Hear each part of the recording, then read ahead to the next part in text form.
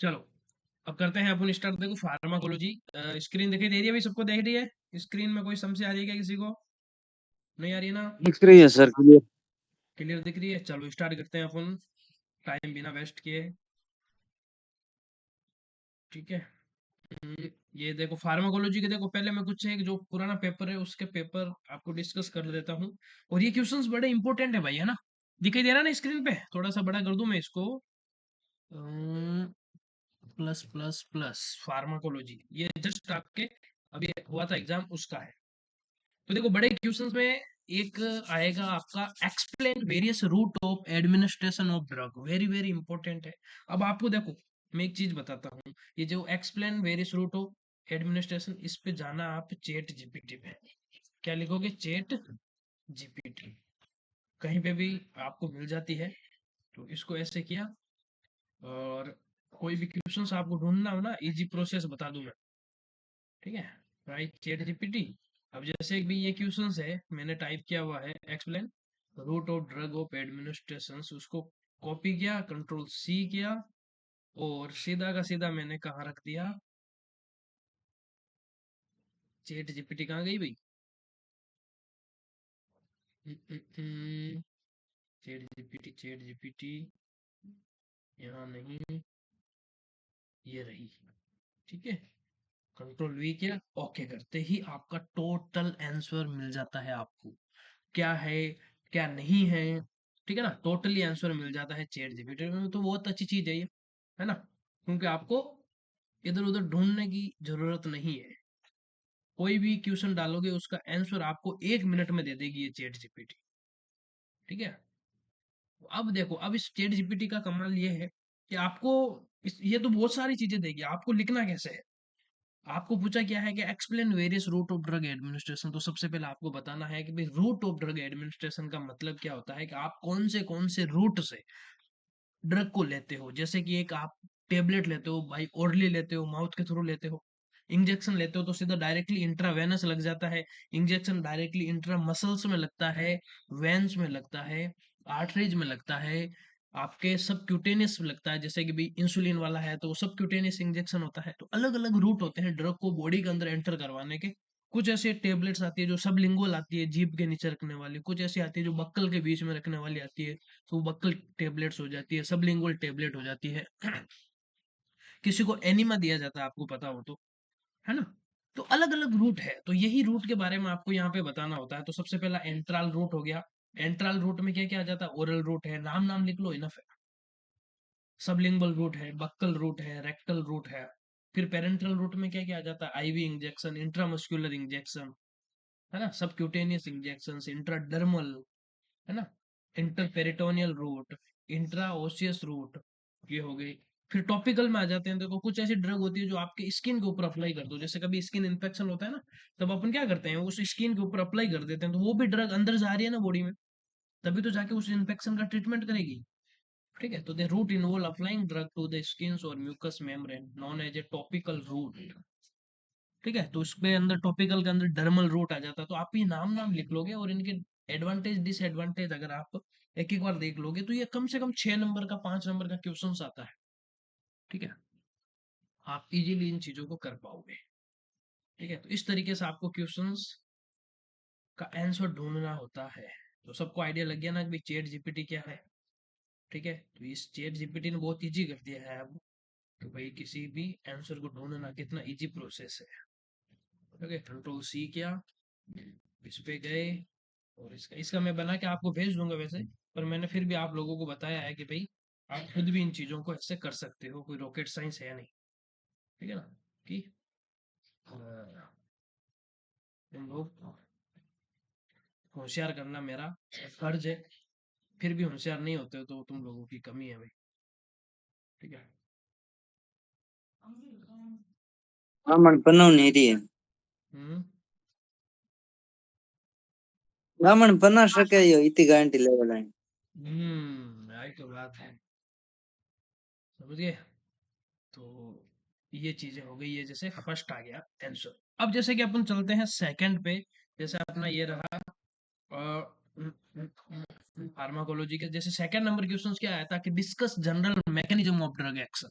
आपको सीधा सीधा कुछ भी नहीं करना है कि भाई एक्चुअल में ड्रग काम कैसे करती है, उसका मैकेनिज्म क्या है। सीधा सीधा आप क्या करोगे, कॉपी किया, ठीक है, कंट्रोल सी किया, आ गए आप चैट जीपीटी के ऊपर, ठीक है, आपको यहाँ पे रख देना सीधा सीधा, कुछ भी नहीं करना, टक, ये दे देगा अभी पूरा का पूरा आपको आंसर इजीली, ठीक है।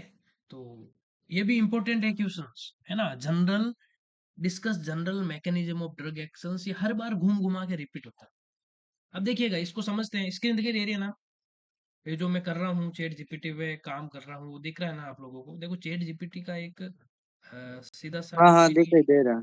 है ना, यूट्यूब पे जाके आप देख लिया करो, चैट जीपीटी का कोर्स है जो 10-15 मिनट का आता है, उसको समझ लो। आपको है ना कुछ भी अगर कहीं पे भी कुछ भी चाहिए हो, क्वेश्चन का आंसर चाहिए हो, आपको कोई भी कुछ भी प्लानिंग करनी हो, तो सारा कुछ चैट जीपीटी पर अगर आप रख देते हो तो आपको वो चीजें मिल जाएगी। आपको क्या चाहिए, क्या नीड है, पहले गूगल पे सर्च करते थे ना, आजकल अपन चैट जीपीटी पे सर्च करने लगे, क्योंकि चैट जीपीटी में बनी बनाई चीजें मिल जाती है।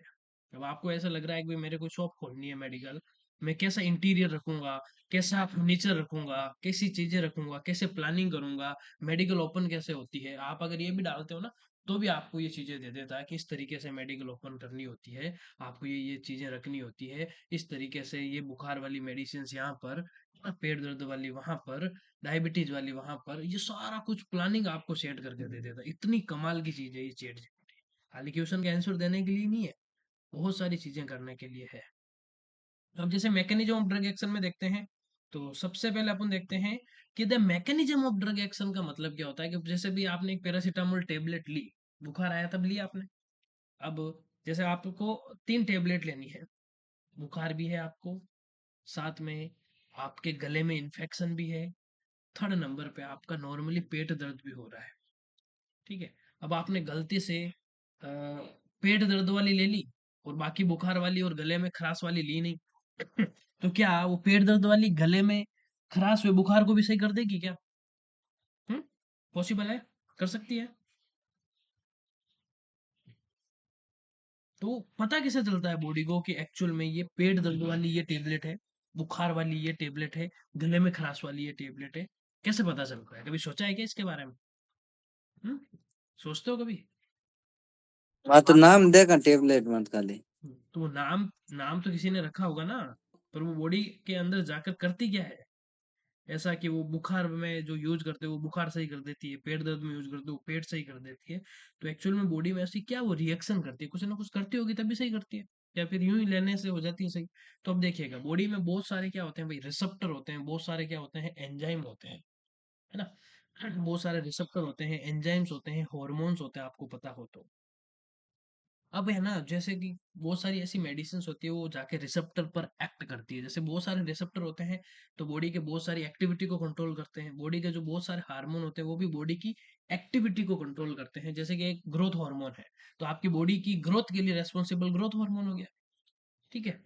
बहुत सारे रिसेप्टर है जो बॉडी का टेम्परेचर मेंटेन करते हैं, जैसे कि बुखार में आप लेते हो पैरासीटामोल, पैरासीटामोल बॉडी के अंदर जाते ही क्या करेगी, साइक्लो ऑक्सीजनेज एंजाइम के ऊपर एक्ट करेगी, और ये साइक्लो ऑक्सीजनेज एंजाइम क्या करता है, प्रोस्टाग्लैंडिन को मतलब उसको रेगुलेट करने का काम करता है। जब प्रोस्टाग्लैंडिन का लेवल बढ़ता है ना बॉडी में, तब आपका बॉडी का टेम्परेचर बढ़ता है, और जब आपकी बॉडी का टेम्परेचर बढ़ता है, तब आपकी बॉडी में क्या होता है, बहुत सारी समस्याएं होती है, बहुत सारी परेशानी वाली बात हो जाती है, बहुत सारे दिक्कत आ जाती है, ठीक है। तो इनका कैसे अपन करें, तो प्रोस्टाग्लैंडिन का लेवल जैसे ही कम किया जाता है बॉडी का टेम्परेचर कम हो जाता है। तो इस तरीके से हर मेडिसिन अलग अलग रिसेप्टर पर जाकर एक्ट करती है, ठीक है। तो इसको समझते हैं अपन, general mechanism of drug actions refers to the way of which drug excrete its therapeutic effects on the body. It's involve a complex interactions between the drug and it's target molecules in the body, ठीक है। तो इस तरीके से जो मैंने ये paper भेजे है ना, इस तरीके से सारे के सारे क्वेश्चनों के आंसर निकाल लो, जो पेपर पिछली बार भेजे थे, ठीक है, अभी भी भेजे हुई है मेरे, ठीक है। तो ये भी सब कर लोगे ना, तो इसके नीचे अपन आंसर दे देंगे इसका, ANS, ठीक है, तो भी कर देंगे। प्लेसबो इफेक्ट कभी सुना है क्या नाम आपने? हाँ? प्लेसबो इफेक्ट कभी सुना है? क्या होता है? प्लेसबो नाम सुना है कभी? किस कौन कौन है ऐसा कोई कैंडिडेट जिसने सुना हो प्लेसबो इफेक्ट? कोई हो तो बताओ। कोई नहीं है? कोई नहीं है क्या? देखो, प्लेसबो इफेक्ट ऐसा होता है कि कभी कभार क्या करता है पेशेंट का माइंड इस तरीके से सेट हो जाता है कि वो कहेगा कि यार मैं मेडिसिन लूंगा तो ही सही होगा, है ना? और जो डॉक्टर होता है उसको पता है कि इसकी बीमारी सही हो चुकी है, लेकिन इसके माइंड में ये सेट हो चुका हम है। तो कहीं पर पढ़ा है सिर्फ प्लेसबो पर, ये पता नहीं क्या होता है। अच्छा, पता नहीं है क्या? चलो अभी देख लो, सुन लो। ठीक है, तो प्लेसबो इफेक्ट क्या होता है? FLASKO यही हम्म होगा। क्या होगा? FLASKO प्लेसको ये है। नहीं नहीं नहीं, PLACEB, प्लेसबो इफेक्ट। तो फिर देखो मैं तो समझा फिर देता हूँ अलग है। आपको। तो प्लेसबो इफेक्ट का मतलब ये होता है कि कभी कभार कोई पेशेंट होता है ना, उसके माइंड में ये सेट हो जाता है कि मैं ये मेडिसिन लूंगा तो मैं सही हो जाऊंगा। ठीक है, जबकि डॉक्टर को पता रहता है कि इसके बॉडी में एक्चुअल में कोई ऐसी समस्या है ही नहीं। ठीक है, अब उस पेशेंट को भरोसा दिलाने के लिए हम क्या करते हैं, कुछ ऐसी मेडिसिन होती है जिसके अंदर कोई भी ड्रग नहीं होगी, लेकिन वो ऐसे ही खाली मेडिकल पे मेडिसिन बनी हुई होगी, उसके अंदर ड्रग नहीं हो, वो कुछ इफेक्ट नहीं करेगी। वो पेशेंट को देते हैं, पेशेंट लेते ही उसका माइंड के अंदर जो चीजें होती है, थॉट होती है, वो आ जाता है कि भाई मैंने मेडिसिन ले ली है, अब मैं सही हो जाऊंगा। उसको कहते हैं अपन प्लेसबो इफेक्ट। तो sometimes drug may work because the patients believe in the will work rather than through any specific pharmacological mechanism. This is now a placebo effect where psychological response treatment result in real physical improvements in symptoms. ठीक है, तो उसके hypothetically वो सोचता है यार मैं ये मेडिसिन लूंगा। कभी कभार होता है ना कुछ ऐसे लोग कि यार मेरा तो आज बहुत बड़ा ही सर दर्द कर रहा है, मैं तो ये टेबलेट लेते ही सही हो जाता हूँ, है ना? वो एक माइंड के अंदर उसकी थॉट ही इस टाइप की बन गई, काफी टाइम से मेडिसिन लेता है तो हो जाता है ऐसी चीजें। उसको अपन कहते हैं प्लेसबो इफेक्ट। तो डॉक्टर उसको ये देते हैं कि यार एक्चुअल में इसकी समस्या तो कुछ है नहीं, फिर भी इसको अपन को शांत करने के लिए देना ही पड़ेगा कुछ ना कुछ तो। ठीक है, तो ये चलता है, समझ गया ना? तो ये हो गया आपका क्वेश्चंस। वैसे इंपॉर्टेंट क्वेश्चंस है, इसको अपन किया है आपने। ठीक है, तो एक मिनट। ठीक है, जैसे मैंने आपको क्वेश्चंस भेजे थे, ये वाली पीडीएफ भेजी है मैंने पूरे क्वेश्चन आंसर की, और वो मैं साथ में इसलिए दे रहा हूँ कि देखो ये तो आपको करना ही है, और वो भी साथ में इसलिए कर लोगे तो ये रहेगा कि भाई कम से कम बड़े क्वेश्चन 5 है तो वो करो, ताकि जब आए तो अपनी हेल्प हो जाए। ये तो आपके 20-25 नंबर की तैयारी इसमें से हो जाएगी। 10-15-20 नंबर की उसमें तैयारी कर लो तो 50-60 नंबर की जब तैयारी करके जाओगे तो 30-40 नंबर आ जाएंगे। ठीक है, इतना तो आपको करना ही पड़ेगा। ठीक है, बेसिक बेसिक सी चीजें हैं जिनका आपको खास तरीके से ध्यान रखना है। कितने जने जुड़े? वो राजू, राहुल, शरीफ। राजू पास हो तुम? सेकेंड ईयर में हो?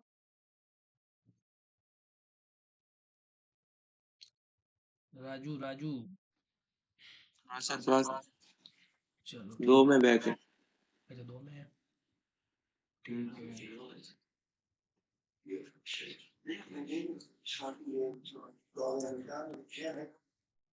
ना सब वो एग्जाम हुई को वेन्यू कौन सा एग्जाम? वो सेकंड ईयर हुई बाद हम वो कहन हुई एक एग्जाम। अभी उसका हाल फिलहाल कोई एग्जिट न्यूज? एग्जाम का बोल रहे हैं। हाँ एग्जिट एग्जाम। एग्जाम उसका कोई फाइनल न्यूज है नहीं भाई अपने पास। वो बीच में कह रहे थे होगा होगा, फिर उसके बाद में उसको रद्द कर दिया, उसके बाद में कोई इन्फॉर्मेशन आई है नहीं हालांकि। मैं तो कह रहा हूँ तुम टाइम पे करके कुल निकल जाओ मिलाए यार। कुल टाइम पे, मिलाए मां पार हो सका गई। तभी तो कह रहा हूँ टाइम पे होगा तुम। भी अपना किस्मत खुद ही है, अपनी बारिया वाला जेट लागू हो जावाला हो। हैं किस्मत माड़ा ही है। नहीं हो जाओ जाना। हमारे तम 5-6 एग्जाम दिया देखो पहले हम कर ले 2-3 की पर रिया जगह लागू कर ले। कोशिश करो कि फर्स्ट टाइम ही निकल जाओ, ताकि क्या है कि जब तक वो एग्जाम नहीं हो तब तक निकल जाओ, वरना एग्जाम आने के बाद में और फिर उसको दो, उसको करो, है ना? दिक्कत ही है आगे जाके। चलिए, अब अपन देखते हैं फार्माकोलॉजी का आपके कुछ ऐसे टर्मिनोलॉजी है जो इम्पोर्टेंट भी है और हर बार रिपीट होती है। ठीक है, तो जैसे सबसे पहले अपन देखेंगे व्हाट इज फार्माकोलॉजी। ठीक है, तो फार्माकोलॉजी क्या है, इसका एक छोटा क्वेश्चन आपको बन सकता है। फार्माकोलॉजी क्या है, is the branch of medicine and biology concerned with the study of drug action. It involve understanding how drugs interact with biological system. देखो फार्माकोलॉजी उसको कहते हैं स्टडी ऑफ ड्रग्स, है ना, कि भैया अपने बॉडी के अंदर एक्चुअल में कोई मेडिसिन किस तरीके से वर्क करती है और अपनी बॉडी उस मेडिसिन के साथ में किस तरीके से वर्क करती है, उसकी प्रॉपर तरीके से स्टडी फार्माकोलॉजी सब्जेक्ट में की जाती है। ठीक है, तो फार्माकोलॉजी क्या है, ब्रांच है ऑफ मेडिसिन की एंड बायोलॉजी कंसर्न विद क्या करता है, study of drug actions. It involve understanding how drugs interact with biological system and their mechanism of access and therapeutic effect, side effect and overall impact on health। अब अपन देखते हैं आगे pharmacokinetics क्या है। ठीक है, इसको समझते हैं।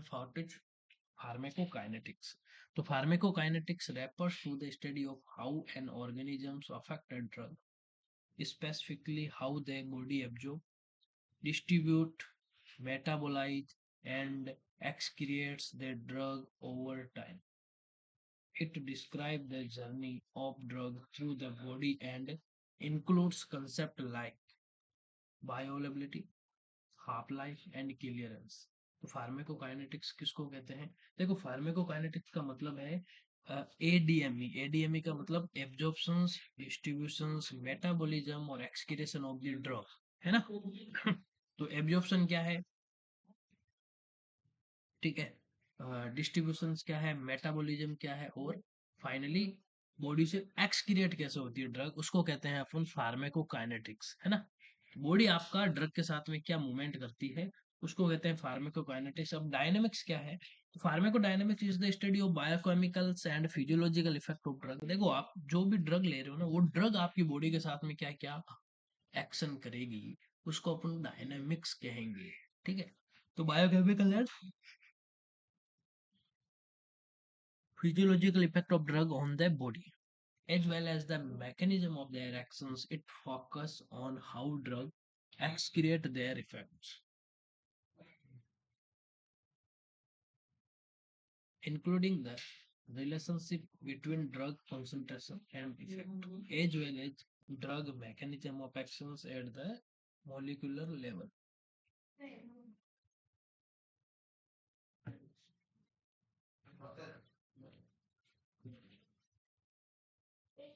अब देखो क्वेश्चन नंबर 2 पे देखते हैं अपन, right the scope of pharmacology. ठीक है, तो ये स्कोप ऑफ फार्माकोलॉजी क्या है, इसको समझते हैं डिटेल्स में अपन। तो the scope of pharmacology encompass several की एरियाज। तो सबसे पहला देखते हैं फर्स्टली ड्रग डेवलपमेंट, सेकंड पे देखते हैं मैकेनिज्म ऑफ एक्शन, थर्ड पे देखते हैं थेराप्यूटिक्स, फोर्थ पे देखते हैं टॉक्सिकोलॉजी, फाइव पे देखते हैं फार्माकोकाइनेटिक्स एंड डायनामिक्स, सिक्स पे देखते हैं फार्माकोलॉजी, ठीक है, एंड सेवन पे देखते हैं फार्माकोजिनोमिक्स, एट पे देखते हैं रेगुलेटरी अफेयर्स। ठीक है, तो ये बेसिक सी चीजें हैं जिनका आपको ध्यान रखना है। ड्रग डेवलपमेंट हो गया, मैकेनिज्म ऑफ एक्शंस हो गया, थेराप्यूटिक्स हो गए, टॉक्सिकोलॉजी हो गई, फार्माकोकाइनेटिक्स एंड डायनामिक्स हो गया, क्लिनिकल फार्माकोलॉजी हो गया, फार्माकोजिनोमिक्स हो गया एंड रेगुलेटरी अफेयर्स हो गए। ठीक है, ये हो गया आपके 6-7 स्कोप ऑफ फार्माकोलॉजी। तो इसको भी आपको साथ में लेके चलना है और इसको भी करना है। वैसे मैं ये समझा चुका हूँ चीजें, फिर भी एक बार रिपीट अपन ने कर लिया। देखो तीसरे नंबर पे अपन देखते हैं explain the various route of drug administration. जो मैंने अभी आप लोगों को बताया था कि बड़ा क्वेश्चन आए तो उस तरीके से कर देना, और 2-3 नंबर का आए तो इस तरीके से कर लेना। आपके पास में दोनों ऑप्शन है, नंबर देखना है। 5 नंबर का आए तो कम से कम 1-2 पेज लिखोगे। अब इतना सा लिख के आओगे तो 5 नंबर कौन देगा। अगर यही दो दो नंबर वाले में आ जाए तो आप इतना सा लिख के आ जाओ, इनफ है। तो जैसा नंबर है वैसा आपको लिखना है, इसका तो आपको पता ही है। और अंधाधुंध चीजें नहीं लिखनी है। जो क्वेश्चंस पूछा है ना, एक हमेशा चीज का ध्यान रखो। एग्जाम में कुछ बच्चे क्या करते हैं ना, कि मतलब कुछ भी लिख के आ रहे हैं, क्वेश्चन क्या पूछ रहा है और अंदर कुछ भी लिख रहे हैं, आगे जो भी आ रहा है ना उससे कुछ भी लिख रहे हैं। और कह रहे हैं मैंने तो इतनी कॉपी लिख के आ गया, इतना पेज लिख के आ गया। नहीं भाई, थोड़ा कम लिख लो, लेकिन ये तो देखो कि कम से कम क्वेश्चन क्या पूछा है उसका ही आंसर लिखो। अब पूछा तो आपको व्हाट इज ड्रग एब्जॉर्प्शन है, लिख के आ रहे हो फार्माकोलॉजी के डेफिनेशन, तो नंबर कौन देगा? कम से कम आप जब कोई भी माइक्रोकॉपी हो आपके पास, तो आप जैसे ड्रग एब्जॉर्प्शन है, तो उसका ड्रग एब्जॉर्प्शन के नीचे ड्रग एब्जॉर्प्शन ही लिखोगे आंसर, तो अगले को लगेगा कि हाँ इसको नंबर दें, वरना फिर वो अगला तो फिर ऐसा तो है नहीं कोई 8वीं पास है बस टीचर ही होगा वो फार्मेसी का। तो ये बेसिक चीजें हैं जिनका आपको खास तरीके से ध्यान रखना है, ये बच्चे ध्यान नहीं रखते हैं। और फिर कहते हैं कि सर मैं तो 40 पेज लिख के आया था, 20 पेज लिख के आया था, फिर भी मेरे बेक किससे आ गई। बेक आने का मेन कारण यही है। ठीक है, तो जो चीजें पूछते हैं वो लिखो। और एक चीज का हमेशा ध्यान रखो, कभी भी सेम चीजें रिपीट मत करो। जैसे मैं एक ही नोट्स देता हूँ, तो आपको 60 के 60 जनों के पास में वो एक ही प्रकार के नोट्स जाते हैं। अब चलो ठीक है, एक ही प्रकार के नोट्स गए हैं सबके पास, लेकिन वो जो नोट्स गए हैं उसका सॉल्यूशन क्या होगा, कैसे होगा? तो आप है ना उसमें कुछ कुछ चीजें ऐड कर लिया करो, खुद का थोड़ा बहुत कंटेंट ऐड कर लिया करो। खुद का जब आप कंटेंट ऐड करोगे ना, देखो ये चैट जीपीटी है ना, आप जब अपने स्वयं से खुद से अलग अलग सिस्टम पे बैठ के ढूंढते हो ना, तो चैट जीपीटी अलग अलग आंसर देती है, सेम आंसर नहीं देती, अलग अलग लैंग्वेज बना के दे देगी, अलग अलग टॉपिक बना के दे देगी, अलग अलग पॉइंट बना के दे देती है चैट जीपीटी। ऐसा नहीं है कि मैंने अभी ये सर्च किया तो वो सेम का सेम आ गया, जब मैं उसकी पीडीएफ बना के आपको दूंगा तो 60 जनों के पास में सेम जाएगी। ठीक है, तो आप जैसा आप अपने सिस्टम पे जब चीज को सर्च करोगे ना, तो आपको चैट जीपीटी अलग टाइप से बना के देगी। समझ गए? तो वो आपकी बड़ी हेल्प करेगी लैंग्वेज में, और माइक्रो कॉपी में भी बड़ी हेल्प करेगी। तो इसका आपको खास तरीके से ध्यान रखते हुए चलना है कि हमें लैंग्वेज थोड़ी बहुत इधर उधर चेंज करनी है, थोड़ा बहुत अलग सा लिखना है, सेम का सेम मत लिखो। सेम का सेम लिखने में फिर कोई ऐसा टीचर होता है, उसको लग जाता है यार 60 के 60 बच्चे एक ही लैंग्वेज लिख रहे हैं, एक ही वर्ड लिख रहे हैं, और एक भी वर्ड इधर उधर नहीं है, तो फिर उसको लग जाता है कि इन्होंने नकल वकल की है भाई कुछ, है ना? तो इसका आपको थोड़ा सा ध्यान रख के चलना है। समझ गए ना मैं क्या कह रहा हूँ? समझ में आ रहा है कुछ या नींदों में हो? ठीक है, आ रहा है समझ में। आ रहा है ना? तो हाँ, थोड़ा बहुत चेंज किया। ऐसा नहीं है कि यार सर मेहनत कौन करे, जो सर ने दिया है सारा का सारा सेम का सेम चेप दो, उसमें समस्या आ जाती है भाई। ठीक है? सारा का सारा सेम का सेम नहीं करना है, थोड़ा बहुत खुद कुछ ऐड करोगे ना अपनी वाली चीजें, तो उसके टीचर को भी वो कंफ्यूजन नहीं होगा, और टीचर भी कहेगा कि हाँ बच्चों ने खुद ने प्लानिंग करके लिखा है। ठीक है, अच्छे से पढ़ाई करके लिखा है। ठीक है, चलिए अब देखो अपन चौथे नंबर क्वेश्चन पे चलते हैं, और वेरी इंपॉर्टेंट वाला क्वेश्चन है भी है, और इस क्वेश्चन का आंसर भी इजीली आपको समझ में आ जाएगा कि चीजें कैसे क्या करनी होती है। तो ड्रग एब्जॉर्प्शन क्या करता है जी? रेफर्स करता है to the process by which a drug enters the blood stream from its site of administration. ठीक है, तो अब अपन देखेंगे, 1 मिनट जस्ट वेट करना। हम्म,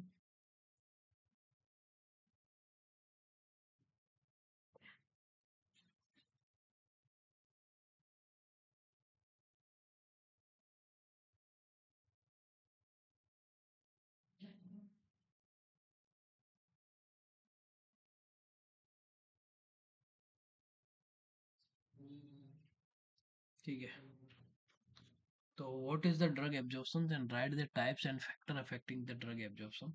अब देखो ड्रग एब्जॉर्ब होना किसे कहते हैं, है ना?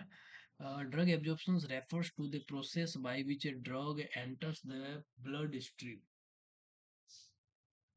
From its site of administration. जैसे देखिएगा, जैसे आपने कोई भी टेबलेट ली ओरली, जब टेबलेट ली, वो जब टेबलेट लेते ही वो ब्लड तक जाने के बीच का एक प्रोसेस होता है, उसको कहते हैं एब्जॉर्ब्स होना।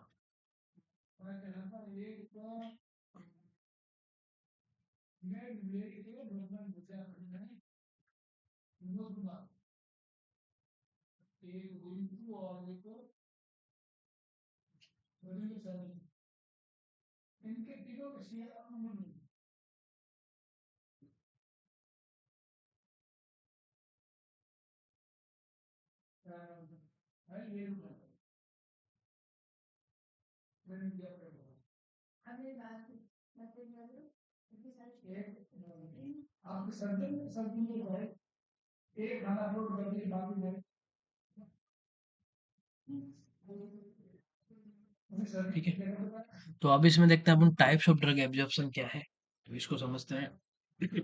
तो ड्रग एब्जॉर्प्शन कितने टाइप से होते हैं? पैसिव डिफ्यूजन है, फैसिलिटेटेड है, एक्टिव ट्रांसपोर्ट है, एंडोसाइटोसिस है। फैक्टर अफेक्टिंग ड्रग एब्जॉर्प्शन में क्या है? Route of administration, drug formulation, blood flow, surface area, physiological factors, food and drug interaction, basic सी चीजें हैं जिनका आपके बॉडी के अंदर एब्जॉर्प्शन होता है। ठीक है जी, तो इसका आपको खास तरीके से ध्यान रखते हुए चलना है। और 1 मिनट में आपको क्वेश्चन बता दूं, ये रहा। ठीक है, अब देखो तीसरे नंबर पे एक ये भी क्वेश्चन इंपॉर्टेंट है, कोलिनर्जिक व एंटी कोलिनर्जिक वाला। तो इसको भी मैंने ट्राई किया है, कोलिनर्जिक व एंटी कोलिनर्जिक, ये भी आपको करना है जी। ठीक है, क्योंकि वो तो मैं पेपर आपको करवा चुका हूँ 2 से 3 बार। ठीक है, फिर मैंने कहा कि यार 7-8 क्वेश्चन ऐसे दे दूं इन स्टूडेंट को कि ये तो हर बार रिपीट होने वाले क्वेश्चन से आए, तो मैच के भी वो करके आएंगे ना, तो इनमें इनको नंबर मिलना ही मिलना है। ठीक है, मैंने कहा कि ये भी मैं साथ में दे दूंगा, तो अच्छे नंबर आ जाएंगे इन लोगों के, अच्छे परसेंटेज बने हुए होंगे, तो काम आएगा इन फ्यूचर कहीं ना कहीं।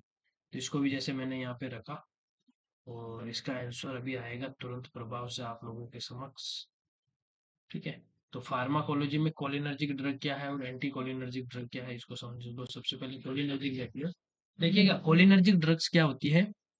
Those that mimic or enhance the activity of acetylcholine, a neurotransmitter in the body that play a circular role in parasympathetic nervous system functions.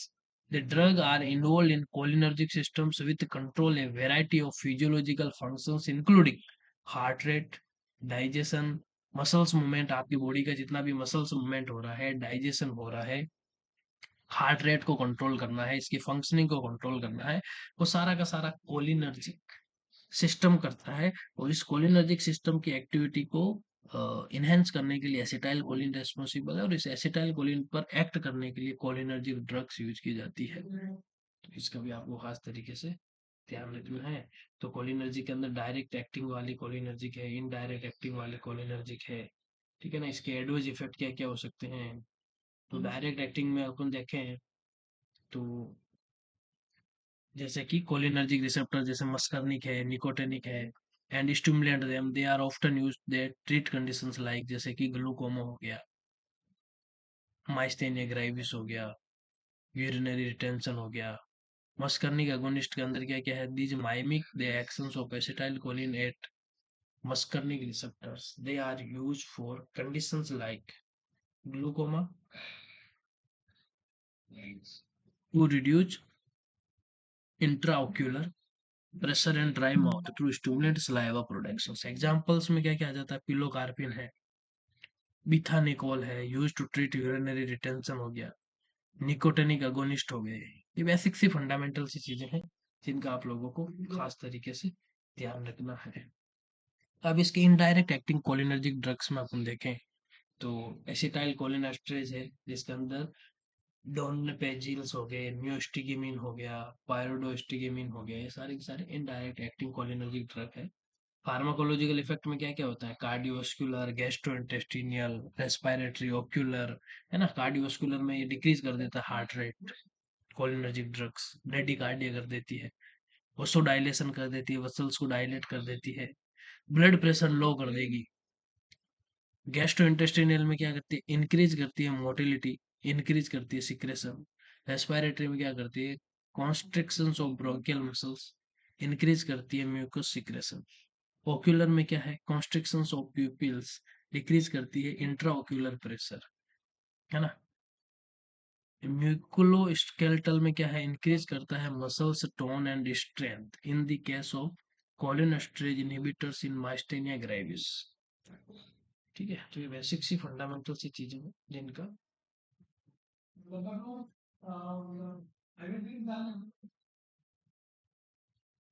अब इसके देखते हैं adverse effect of cholinergic drugs में क्या है। एक्सेसिव सलाइवेशन हो गया, bradycardia हो गई, हाइपोटेंशन हो गई, डायरिया हो गया, स्वेटिंग हो गया, मायोसिस हो गया।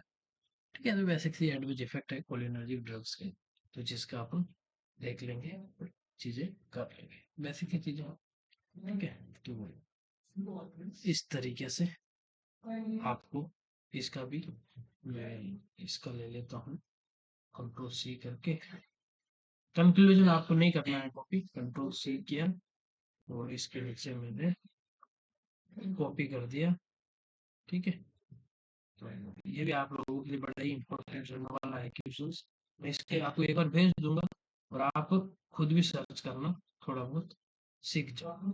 ठीक है, वैसे इंपॉर्टेंट चीजें हैं और हर बार काम आने वाली चीजें हैं। ठीक है, चलिए तो आज के लिए अपन इतना ही रखेंगे क्लास को, और इसका मैं यूट्यूब पे आपको डाल दूंगा, ये पूरा का पूरा मैंने रिकॉर्ड किया है स्क्रीन। ठीक है, तो कंट्रोल प्लस कर लेते हैं इसको, फार्माकोलॉजी के इंपॉर्टेंट क्वेश्चंस। और ये जैसे ही पूरा बनेगा मैं आप लोगों के समक्ष रख दूंगा। एक सीपीएम का बाकी रहा, बाकी पांचों सब्जेक्ट के आप लोगों के समक्ष आ गए हैं। और वो पेपर भेजे ना मैंने, जो 2023 वाले, उनको इस तरीके से आप सर्च कर करके एक अलग से पीडीएफ फाइल बना के उसका कॉपी निकलवा लो, माइक्रो कॉपी करवा लो, बड़े ही काम आएंगे। अब मैंने जो भेजे उसके भी, और जो पेपर भेजे उनके ऐसे सर्च करके सारे के सारे एक जना बैठ के काम कर लो ढंग से। रविंद्र तुम कर लेना, और अपने जो ग्रुप होता है उसमें सेंड कर लेना, बड़े ही काम आएंगे, इंपॉर्टेंट चीजें। इसके सिवा आप कुछ भी नहीं पढ़ोगे ना, तो भी एक अच्छे परसेंटेज मिल जाएंगे। ठीक है, चलिए, तो इस तरीके से आप लोग अच्छे से पढ़ाई करोगे तो काम करोगे। ठीक है जी, चलिए, दो जनी और पीछे मोलेराम, सॉरी मोलाराम दोमान कितनी बैग के, दो, एक है। मोलाराम, मोलाराम तो क्या है, फोन चालू करके सो जाता। चलो।